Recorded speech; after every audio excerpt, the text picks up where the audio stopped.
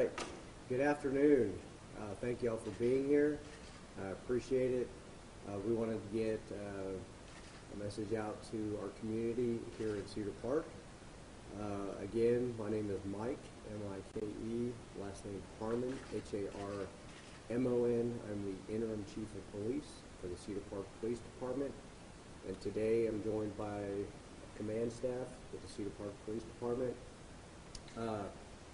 I want to thank y'all for helping us get the message out to our community over the past 16 to 20 hours while this scene was developing. And so I'll give a short recap of basically from the very beginning. On August 16th at approximately 3:10 p.m., the Cedar Park Police Department received a disturbance call from the home at 2304 Natalie Cove. The caller stated her son had kicked the door in and was becoming very aggressive. When officers arrived on scene and entered the home, gunshots were fired towards the officers, at which time our officers returned fire. 3 officers were hit and were able to exit the house to get help. The male subject, identified as Joseph DeSean Taylor, then barricaded himself inside the home with 3 family hostages. The officers involved were quickly transported to a local hospital. 2 have since been released, and 1 had surgery this morning and remains in good, stable condition. We can identify the officers as Officer Jackie Keelis. She has been with the department for 4 years.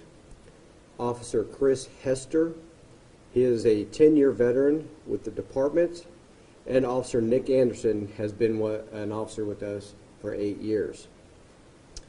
After more than 16 hours of negotiations with the Central Texas Regional SWAT Team negotiators, Taylor came out of the house peacefully at approximately 8:50 a.m. on Monday, August 17th. Taylor was taken to a local hospital to be examined and is waiting transport to the Williamson County Jail.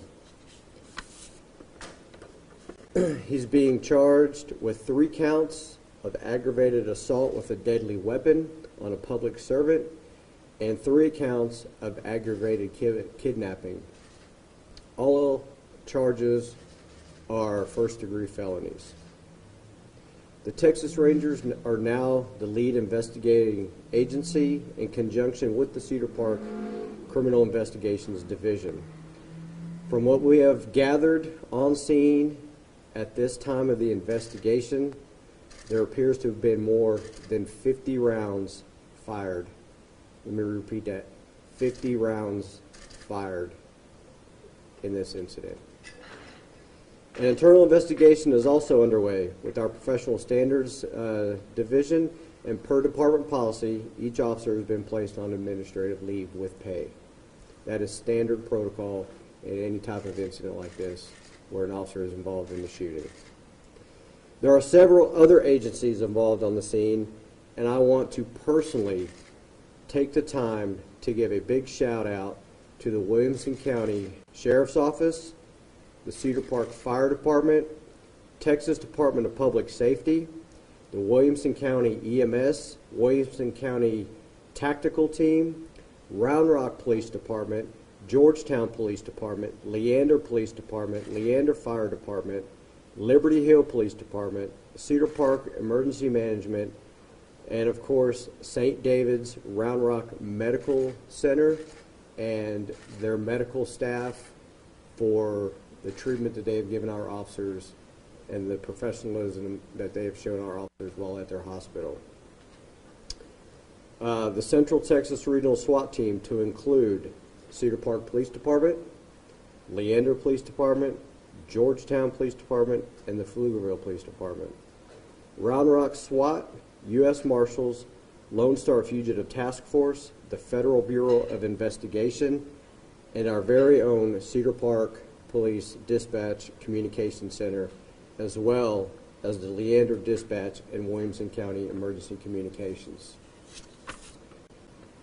We have also had citizens, neighbors, local businesses dropping off water and food for our staff over the past day and a half, and we would like to extend our deepest gratitude for their help and service during this event.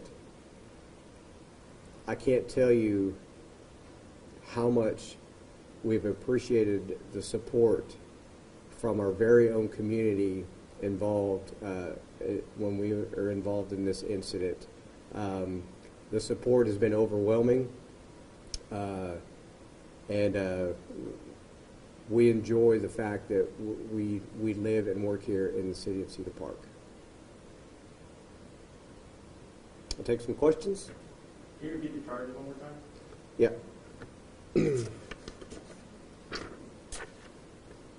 We have 3 counts of aggravated assault with a deadly weapon on a public servant and 3 counts of aggravated kidnapping. All first-degree felonies. You mentioned last night that y'all had interactions with Mr. Taylor before. Do we know exactly the nuts and bolts of why this happened yesterday, and other than just getting angry and kicking the door down? You know, I'm not sure exactly why the incident happened. I can tell you we have been to that house previously for assault calls and for mental health issues. So, you know, to speak specifically on yesterday's event or leading into today, what the catalyst was to bring it to this type of situation, I'm not 100% sure. And can you talk a little bit about your SWAT team? I was down in San Marcos with the team down there doing the hostage negotiations, scenarios, and things like that. And it seems like in this day and age of what to do with police departments and reinventing police departments, it seems like Cedar Park's already doing that. Can you talk a little bit about what that team does and what they did last night, and why is that so special? That's a good question, Rudy. And where is he? I'm gonna actually put him on the spot here and turn it over to our commander of the Central Texas Regional SWAT Team, because I want to give him the opportunity to talk about the team and the great work that they did out there, and he can give you more details about that as well. Chance? Thanks, Chief. Chance, can you give us your full name and rank and all that stuff? Sure. My first name is Chance, C-H-A-N-S-E. Last name is Thomas, T-H-O-M-A-S, and I'm a lieutenant here at Cedar Park. That's a great question, and really appreciate you asking it. Our negotiations team is outstanding. It's a combination of critical thinking, teamwork, communication skills, and it's all driven by the fact that we don't want anybody to get hurt anytime we get called out. So the strategy behind this incident here was calm, patience, critical thinking, and focus. You're right when you talk about what. Can you repeat your question again? I'm sorry. Well, I think you in your opening you addressed it. Let me ask you, in watching what y'all did in San Marcos, it was a little eye-opening type thing. What was that moment? You know, there's always that moment. You know, it's patience, it's drive, it's keeping the line of communications open when it's shut down, always there. Last night, what was that moment? Well, it was a very long incident, and you can't really define that exact moment because it's a number of multiple different times during that scenario where it can go either way. And those moments are defined by the combination of all of them together. Throughout any critical incident, sometimes there's between 10 and 12 different points where it can go one way or go the other way. And to get through those, you have to be patient. You have to work with your team. You have to work with your incident command. You have to pick the brains of everyone there to try to figure out how to problem solve this issue and resolve it peacefully. So it's the ultimate conglomeration of all those together. Did you have a hang-up or a blow-up moment with him, or was it fairly just steady throughout that whole night? You said a hang-up or a what? Did he hang up on you a couple of times? Did he blow up on you a couple of times? And like those scenarios that I saw in San Marcos, or was this just kind of steady all the way Sure. through? No, it was up and down, all throughout, all kinds of emotions on both sides, trying to work through it. You know, this is a job about communication and personal interaction. You know, and we're all humans, and we have to try to come together to resolve it peacefully, and find that common ground and convince people that there's another day tomorrow and that you can change your life, right, at the end of the day. Emotions all over the place, to be honest with you. Some people in the community may be wondering, what is it that took so long to come to a peaceful resolution? From the jump, that's what you guys wanted. Why did it take such 16 hours? Sure. There's a lot of factors that play into that. You can't be 100% committed to one task. You have to be fluid. You have to adapt to what's being given to you. You have to adapt to the tactics that you're seeing. You have to adapt to opportunities. You have to listen to what people in crisis are saying. You have to listen to them and work with them and convince them. And that takes time. You can't rush it. You have to listen, and you have to work together, and you have to be patient. It seemed like a breakthrough for you guys this morning to say, hey, we were able to get those kids now into our safe possession here. What was the exact threat to the children? So it's still an active investigation, so I wish we could, but there's information that we can't devolve at this point. What I can tell you is when you have any hostage, especially a juvenile hostage or a young hostage or any hostage, you always know that suspects have the ability to take action as well. You're not in full control, right? So when you can get them out safely, it's a sigh of relief. It's a sign of progress. It helps us all to calm down because we know that we've hopefully saved at least one life, and then we go on to the next one. Let's save the next life, and then ultimately let's save our person in crisis' life, our person in crisis's life as well. Can you give the names of the 3 officers injured again? Sure. Yeah, I'll give the names of the officers again. I'll repeat that. Officer Jacqueline Keelis. She served here 4 years. Her first name, Jacquueline. Last name spelling Quiles.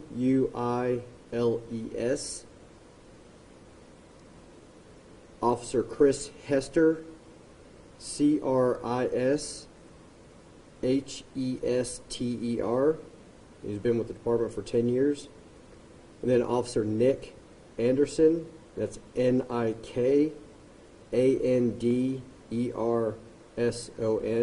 and he's been with the department for 8 years. Do you have a date of birth for Taylor? I have it, and I will make sure I'm literally sending it out in the press release right after this. So, Do we know how old he is? He is 26 years old. You mentioned those prior incidents as well. Can you speak to how many times you've been to that house? Not off the top of my head. I know it's been probably at least 2 or 3 times that I can recall or have been given information about. Is that in recent years or long time? I'm not 100% sure. I'd have to get that information for you and get back with you on that. Chief, how's his mother doing? Good question. She's doing well, given the circumstances. She went through a traumatic event, as well as everybody in that house. When they came out at the very end, EMS evaluated them, looked at them to make sure no injuries, vitals were all good and everything like that. She's doing okay, given all the circumstances. So we're just all trying to get through this traumatic event together. Last night you said you were made aware of live videos that Taylor had put up on social media. Did you get a chance to watch any of those? Absolutely. And I'll tell you, our agency, along with the FBI, we were on scene and we were watching those videos and him streaming live through Facebook Live. The decision was made at that time to reach out to Facebook and to get his Facebook account shut down, so he wasn't able to stream live and to show what was going on with him and the hostages, or to give him any more attention through social media. Was it a different way of, I hesitate to call it communication, but kind of getting an inside look on what was happening there? We had a lot of good intel already, and but by him doing that, really pinpointed of kind of where they were at in the house, and But when you have social media come into play, it's not only within the neighborhood or in the state, it's worldwide. And that's not something that we wanted broadcasted worldwide, was a situation like this. Can we get more insight as how they were being held hostage and also what kind of weapons was he using? Again, like Lieutenant Thomas said, this is a very developing, fluid investigation still ongoing. I'm not going to speak to the exact specifics of where they were in the house or what type of weapons were used in this. Yeah, last couple questions, guys. If you have You any. said there were 50 rounds fired. Do you have a kind of who was firing how many? We do not. We still have, the scene is still basically what you would call a hot scene, or still being investigated out there, and evidence collection and processing. And, it'll be probably a long time before we are able to specifically say or distinguish who was firing, what rounds hit where and stuff like that. A witness told me that one officer was hit in the shoulder, one had the bullet grazed a vest, and one had the bullet grazed their head. Is that correct? Can you say anything? Yeah, I'll speak to their injuries, and I'll speak specifically to their injuries because one of the things that we were dealing with going around. That's why I specifically said any information that's going to be truthful and factual was going to come from our department and our department only. And so we did have one officer get shot in the side of the ribs where the vest is. The vest did its job and stopped the bullet. The other officer, by the grace of God, took a shot to the top of the head, grazed his head, had to get stitches, and then the other officer, basically literally right across the top of his head, knocking his hat off. And then the other officer was shot in the left upper bicep area and with extensive injuries to that.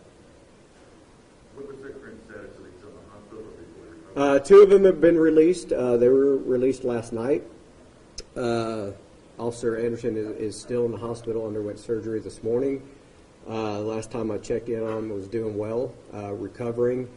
Expected to be in the hospital for a couple of days, given the nature of the injury, and then it'll be moving into recovery phase and prior rehabilitation.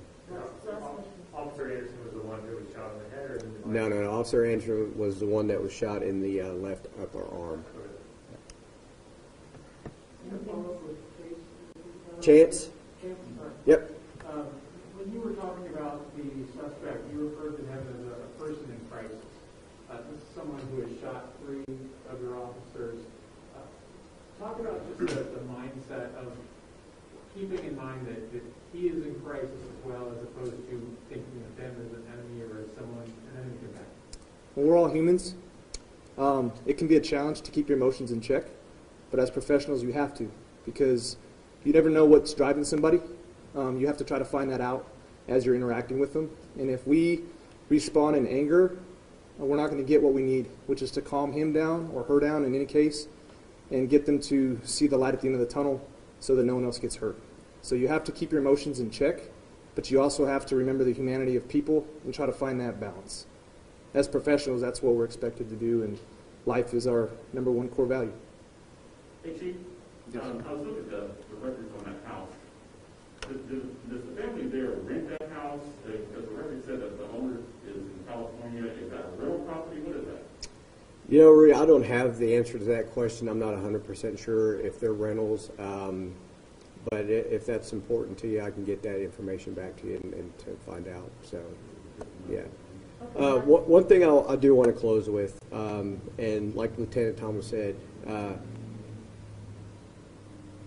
these are human beings that were involved in this situation. The suspect, the hostages, our officers, everybody on scene, and that's exactly how we treat it, is they're human beings. If you're in crisis, we want to get you the help. Plain and simple. End of the day, we want this situation to come to a peaceful resolution. That's exactly what happened. time was on our side. The staff that was out there did a tremendous job, a fantastic job. The negotiators, the SWAT team, every person on that scene gave 110% for over 16 hours. And I just want our community to know that the team that's standing up here with me and the ones that were out there on scene and the local agencies that assisted us in this area are outstanding. And the support that we have received from our community has been outstanding. Our city leaders, everybody from the governor to state representatives have reached out to us to show their support. And let me tell you, it's greatly appreciated. And I thank y'all very much. Appreciate it. Thank y'all. Thank you.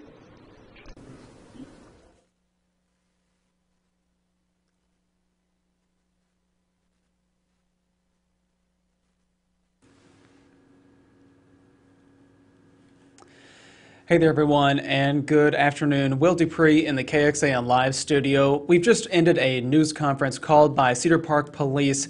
This comes after a 16-hour standoff last night that wrapped up this morning. It all started, as the police chief said there, with a distress call at a home on Natalie Cove in the Heritage Park neighborhood there in Cedar Park. A mother said that her son kicked in the door and acted aggressively. Officers responded, and when they went into the home, that is when the suspect fired at them, striking 3 officers, and the police also returned fire. The police chief did say that at least 50 rounds were fired during that exchange. What we now know is the suspect has been identified as Joseph DeSean Taylor, who is 26 years old. He is now facing 6 charges altogether. Those include 3 counts of aggravated assault with a deadly weapon on a public servant and 3 counts of aggravated kidnapping. The police chief noted those are all first-degree felonies. Again, the suspect's name is Joseph DeSean Taylor. And the police say that after he shot at the officers who responded to that distress call, he then held 3 family members hostage inside the home, including his own mother. This morning, he let 2 of his siblings go outside the house, and then he himself left the house a little while later, and his mother emerged as well and was checked out by first responders. We know more about the injuries that those 3 officers sustained, as well as their names. The 3 officers who were hurt in this situation were Officer Jacqueline Keelis, who has been with Cedar Park Police for 4 years, Officer Chris Hester, a 10-year veteran of the Cedar Park Police Department, and Officer Nick Anderson, who's been with Cedar Park Police for 8 years. Their injuries include 1 officer got shot in the side of the ribs. However, that officer's vest stopped the bullet from penetrating, so that vest did its job as what is it intended to do. Another officer had a bullet graze the top of his head, and it knocked off his hat, from what the police chief was saying there. And then the 3rd officer was hit in his upper left bicep and received extensive injuries. He remains in the hospital after undergoing surgery to deal with that particular injury and will be out for some time. The other 2 officers have now been released, which is some good news to pass along there. We want to thank you all for joining our live stream as we've been recounting exactly what happened there. Again, this situation ended after 16 hours of negotiations with that suspect, involved numerous law enforcement agencies and other resources coming to assist Cedar Park Police with this particular call. Those 3 officers are expected to be fine despite their injuries, and the 3 family members who were involved in this hostage situation are also expected to be okay, being checked out, obviously going through a traumatic situation inside that house there with the suspect, Joseph DeSean Taylor. Police did note that he was taken to the hospital to get checked out himself after that firefight with those police officers, and he will be sent to the Williamson County Jail and booked there sometime relatively soon. we are going to wrap up everything that was just discussed there. We thank you for joining our live stream as we recount exactly what happened and reveal the details from what the investigation has shown so far. So if you'd like to read more, we have a full article along with different videos and other neighbors telling their sides and what they witnessed yesterday. That's on KXAN.com and on the KXAN News app. You can find the story there. We will have some other stories running in our evening newscasts, which start here relatively soon, so you can hop on over to KXAN Channel 36 to see those. For now, I'm Will Dupree in the KXAN Live studio. We thank you all for watching. Please, everyone, stay safe and healthy, and if at all possible, still at home.